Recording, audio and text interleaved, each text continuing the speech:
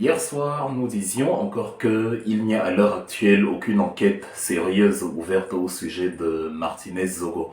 Et que ce qui nous est vendu comme une enquête, c'est simplement de la poudre aux yeux qui consiste à nous faire attendre et nous épuiser jusqu'à ce que nous soyons passés à autre chose. Et pendant que les coupables, les vrais coupables, dont les élites d'en haut qui portent un costume, une chemise, et fabriquer des alibis en béton qui les innocentent et qui coupent tous les liens entre eux et les personnes qu'ils ont envoyées exécuter la sale besogne.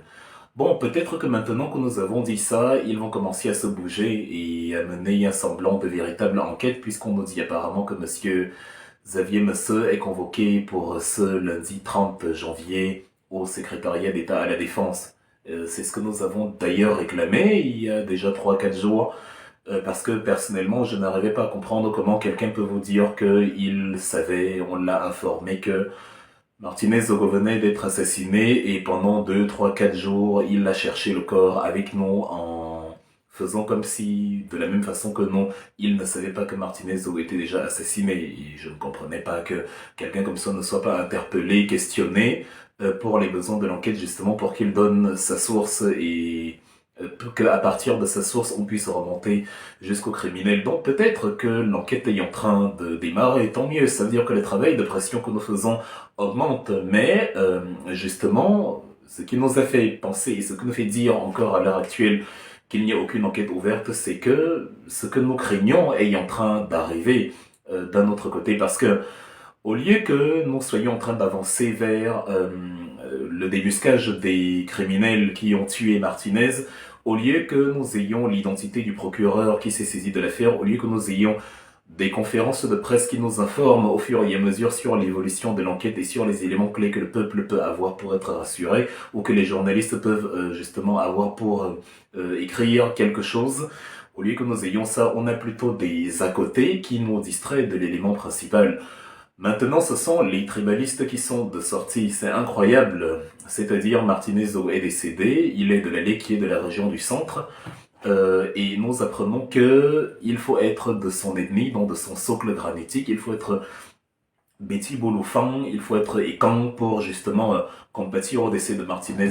Donc, moi qui suis de l'allée qui également, je suis légitime, mais mon cousin Kamdem ou mon frère Oumar ou lui, il ne doit pas demander justice pour Martinez Zogo. Imaginez-vous ce monde-là où il y a une victime, il y a un mort, il y a un cadavre, il y a des barbares qui ont assassiné, violé, sodomisé, torturé, brûlé un individu qui ne faisait que exercer son travail. Il y a un besoin d'indignation collective pour pousser justement les autorités à mettre les coupables derrière les barreaux parce que comme c'est des gens haut placés, évidemment, ils sont difficiles à coffrer. Il y a donc un souci d'émulation générale, il y a un souci d'indignation globale, donc le maximum de personnes est indispensable, c'est ce qu'on appelle la masse critique. Et pendant qu'on est en train de travailler à inviter tout le monde, pendant que nous invitons toutes les personnalités, que ce soit dans le football, Samuel Eto'o, Rigobert Song, Joachim Noah, Yannick Noah, pendant que nous invitons, je sais pas, les chanteurs, tous les comédiens, pendant que nous invitons toutes les personnalités qui ont une grande audience à se joindre justement à l'indignation, pendant que nous invitons les journalistes de tous bords à continuer de réclamer des marches au Cameroun parce que la Constitution, au nom de la liberté d'expression, leur donne le droit de marcher et de s'indigner. Pendant que nous amenons dans les Camerounais de tous bords à dire à ce gouvernement-là, nous savons que les criminels sont parmi vous, alors de grâce, trouvez-les vite parce que le peuple est en colère. Les mêmes criminels, justement, puisqu'ils ont les moyens, ils sont haut placés, ils mettent à contribution des gens qui nous vendent de la fibre tribale pour empêcher justement l'émulation que nous recherchons. Maintenant, on apprend que c'est un problème des écans. Si tu es Bamileke, reste en dehors de ça. Si tu es Topori, ne te mêle pas. Si tu es anglophone, reste là-bas.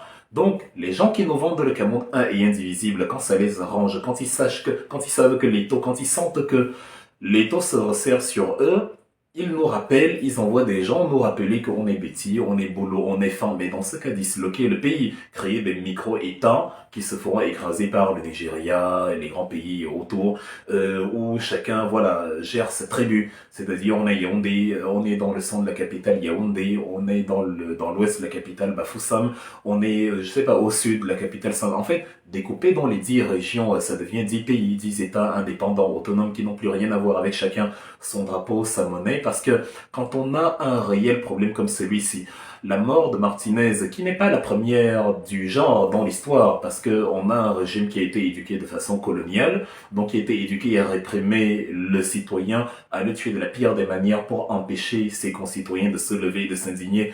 Quand quelque chose ne va pas, on a la perpétuation de tout ça. Les criminels n'ont fait qu'exécuter ce que le gouvernement a demandé. Mais nous, dans un crime comme celui-là, dans un assassinat aussi barbare, qui reste choquant, surtout que nous avons grandi avec Martinez Zogo, on veut profiter justement de cet assassinat-là pour faire disparaître cette pratique, cette façon de faire, pour créer ce que je ne cesse d'appeler l'infrastructure morale, un pays où règne le droit à la vie, un pays où règne la liberté d'expression sans craindre de mourir, de se faire kidnapper le soir, pendant que nous voulons utiliser cet assassinat pour montrer au monde, pour montrer au Cameroun, pour montrer au concept de droit de l'homme que non, ça ce n'est pas une vie, ce n'est pas ça à quoi nous aspirons. Nos enfants doivent grandir dans un univers potable. Nous ne voulons pas que nos enfants grandissent dans un univers où même respirer leur fait peur parce qu'ils ont peur de se faire kidnapper, parce qu'ils ont très mal, parce qu'ils ont respiré de la mauvaise façon, parce qu'ils ont mal respiré ou que sais-je encore. Et donc, nous sommes en train de faire ça, nous sommes en train de nous dire ce meurtre-ci doit être le dernier meurtre et on doit mettre toute la contribution pour que ça s'arrête. C'est d'ailleurs la raison pour laquelle nous multiplions les textes, les vidéos, les sorties, les pressions et que nous manifestons avec autant de force notre incrédulité totale en ce qui concerne ce régime qui n'est évidemment pas digne de confiance parce que par le passé il nous a menti. Nous on est en train de faire ça, les gens nous disent que non, c'est un problème et quand c'est un problème Betty. Vous avez les chefs traditionnels qu'on met à contribution pour, d'une part, commémorer la mort de Martinez Zogo, mais parmi ces élites qui sont censées être les gardiens de nos traditions, vous avez des gens qui vous disent que non, c'est un problème essentiellement Betty, et même entre les Betty, on va vous dire que non, c'est ce qui devait faire les raids, c'est pas les Etones, c'est les Manguissa, parce qu'il était Manguissa. Mais est-ce que vous imaginez le délire dans lequel on est en train de tomber? Parce que les criminels donc qui ont assassiné Martinez Zogo et qui, au lieu de mener l'enquête, sont en train de profiter de la trêve et du temps d'attente pour se fabriquer des alibis. Et pendant qu'ils se fabriquent des alibis, ils ont un couloir qui gère la diversion. C'est-à-dire, c'est le ministère chargé de la distraction et du détournement du sujet principal.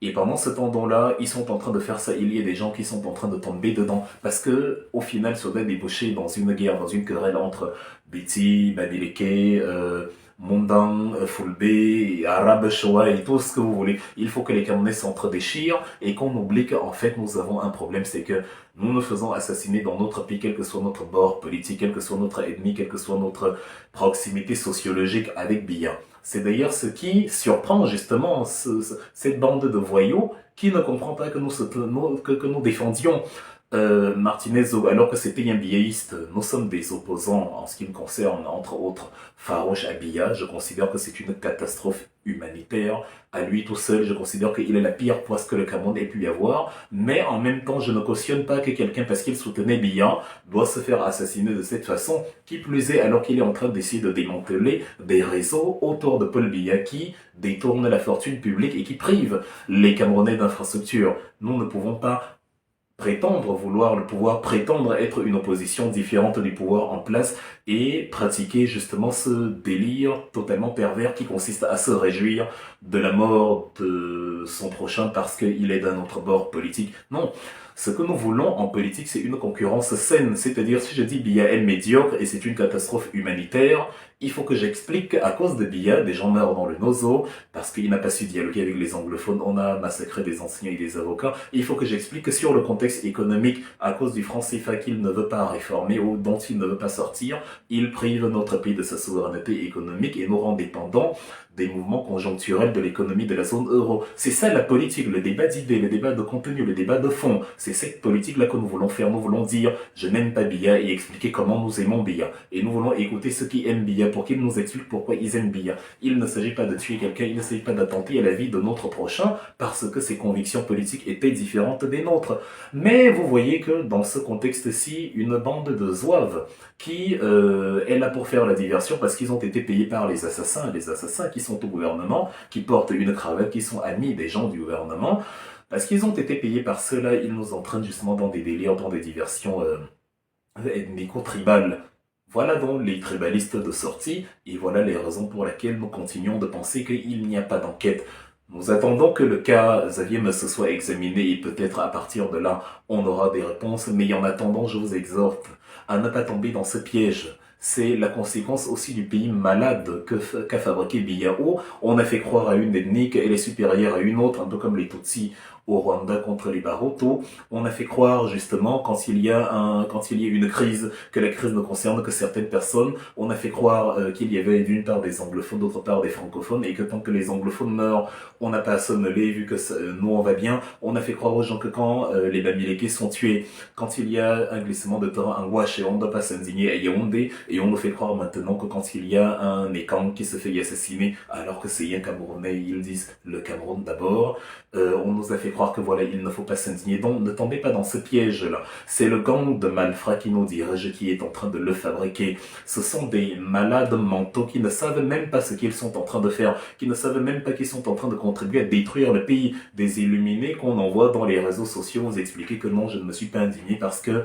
c'était un supporter de Biya et parce que voilà, de toute façon, si un écran, donc c'est le problème des écrans et vous voulez cela dans votre pays, vous voulez continuer à considérer cela comme des gens dont on a besoin pour construire un pays normal. Non, on doit éduquer les Camerounais, on doit réformer les mentalités, on doit se débarrasser de cette bestialité cognitive qu'on ne peut pas enseigner à nos enfants. Parce que c'est tellement pourri, vous ne pouvez pas éduquer votre enfant à ce que, bon, si c'est le fils du voisin qu'on viole sous ses yeux, il faut pas qu'il aille alerter la police, c'est le fils du voisin, non, ça va.